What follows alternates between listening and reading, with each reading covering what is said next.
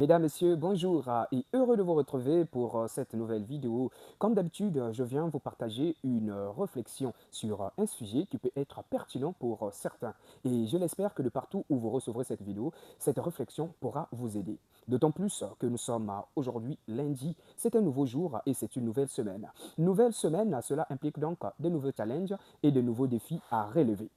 Voilà pourquoi cette réflexion vient ce matin pour essayer de nous éclairer sur un point essentiel, mesdames, messieurs.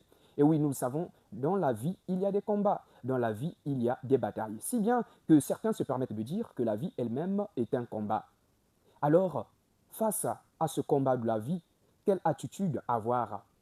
Quel comportement devons-nous manifester dans les combats, les batailles que nous rencontrons tous les jours de notre vie? Eh bien, mesdames, messieurs, sachez-le que dans la vie, il y a trois types de combattants. Le premier type est composé de ces personnes qui n'osent pas. Les personnes qui se laissent facilement influencer par la taille du problème, par la forme, l'identité ou la nature du problème ou de l'adversaire en face d'eux. Tellement que le problème ou l'adversaire paraît grand, eh bien, on n'ose pas essayer. Et oui, il n'est pas rare de constater aujourd'hui que beaucoup n'essayent pas. Ils n'osent pas. Ils se renferment dans leur réflexion. Ceci n'est pas fait pour moi.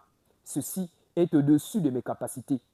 Cela ne concerne que les enfants de X et de Y, sans pourtant essayer. Ils ne prennent donc pas le temps de monter sur le ring et de commencer le combat qu'ils s'avouent déjà vaincus. C'est un forfait. Avant même que le combat ne puisse commencer, le combat est donc déjà fini. Et ce genre de personnes, sont ces personnes qui très souvent accusent tout le monde à bout du chemin. Et oui, il n'y a pas de boulot, il n'y a pas ceci. Le sorcier c'est X, le sorcier c'est Y. Alors qu'on avait la possibilité d'essayer, de oser. Mais on n'a jamais osé, on n'a jamais essayé. On se contentait de rester hors du ring et d'avoir les mains croisées. Le deuxième type de combattants, ce sont ces personnes-là qui montent dans le ring, qui montent sur le ring, mais dès qu'ils reçoivent le premier coup dur, ils tombent et ne se relèvent plus. C'est un chaos. Au premier coup dur, devant le premier grand obstacle qu'ils rencontrent, eh bien, c'est un chaos. Ils n'arrivent plus à se relever. Pas qu'ils n'ont pas la force de se relever, mais parce qu'ils ont peur de pouvoir recevoir un deuxième coup qu'ils s'imaginent qui sera plus fort que le premier, plus dur que le premier.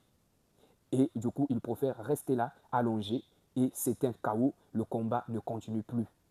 Et ils commencent à trouver refuge derrière des excuses bidons. Ils commencent à se cacher derrière l'alcool, derrière des drogues, pour dire que j'avais essayé, j'étais monté sur le ring, mais vous ne savez pas le coup que j'ai reçu. C'était trop dur, la déception par laquelle je suis passé, le chemin que j'ai emprunté. Et oui, cela peut être difficile et dur. Mais lorsque tu es tombé, est-ce que tu as essayé de puiser plus de force dans cette douleur que tu as reçue pour pouvoir te relever et continuer le combat? Tu peux recevoir un coup et faire un pas en arrière, mais il faut rebondir, mettre deux pas en avant et répliquer toi aussi un bon coup. Et souvent, dès que nous recevons un coup dur, nous abandonnons le combat parce que nous sommes saisis par la peur, par la frayeur, parce qu'on se dit, le deuxième coup difficile sera encore plus douloureux et on n'ose plus avancer, on trouve des excuses parce qu'on avait essayé, on était tombé, donc on ne pourra plus jamais se relever ni réussir. Vous avez commencé les études, arrivé en classe d'examen, vous êtes en terminale par exemple, le premier échec au baccalauréat, vous arrêtez pour dire, l'école, ce n'est pas pour moi. Vous arrivez à l'université, le premier semestre, vous n'avez pas validé, vous dites, oh même pas, il y a des cases vides, en tout cas, l'université, ce n'est pas pour moi. Vous déposez un dossier, on ne vous appelle pas, vous avez passé un concours, vous n'avez pas été appelé, retenu, vous dites, non, dans ce pays-là, il n'y a que les enfants de X et de Y pour réussir. Plus jamais je ne participerai à un concours, plus jamais je ne déposerai les dossiers et on s'avoue vaincu. Ce qui est très désolant. Le troisième type des combattants, ce sont ces personnes qui savent tenir jusqu'au bout. Ils tiennent jusqu'à la fin de l'heure. Sur leurs deux pieds ou sur un seul pied, en tout cas, ils ne perdent pas espoir. Ils ne se servent pas de leur chute pour ne plus se relever pour dire KO. Ils ne se laissent pas influencer par la taille, par la nature du problème en face, de l'adversité, pour ne pas oser. Et ils montent sur le ring, ils commencent à combattre. Ils reçoivent des coups durs, des coups difficiles. Parfois, ils tombent. Parfois, des larmes coulent, tellement c'est difficile, tellement c'est dur. Parfois, ils font un, deux, trois pas en arrière, parce que l'obstacle devant est très grand. Mais toujours, ils arrivent à rebondir, à revenir. Ils arrivent à répliquer, à se relever, avant que l'arbitre ne puisse écouler le temps, le compte à rebours, avant d'arriver à 10, eh bien, même si c'est à 8, ils se relèvent pour continuer le combat de la vie. C'est ce troisième type de combattant que je nous souhaite d'être en cette semaine. Si la semaine passée, ça n'a pas marché, ce n'est pas la fin du monde. Cette semaine, nous allons encore oser, nous allons encore essayer avec beaucoup plus de détermination.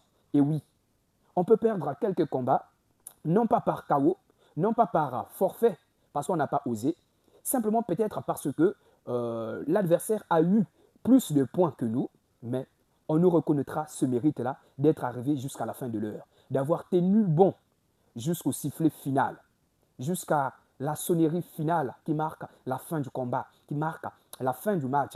Nous n'avons pas abandonné, nous n'avons pas baissé le bras. On a reçu 10 coups, on a répliqué 7 coups, et même l'adversaire pourra nous dire c'est un bon combattant. Et oui, il le reconnaîtra et le monde pourra nous reconnaître ce mérite. En cette nouvelle semaine, que rien ne nous effraie au point de ne pas oser.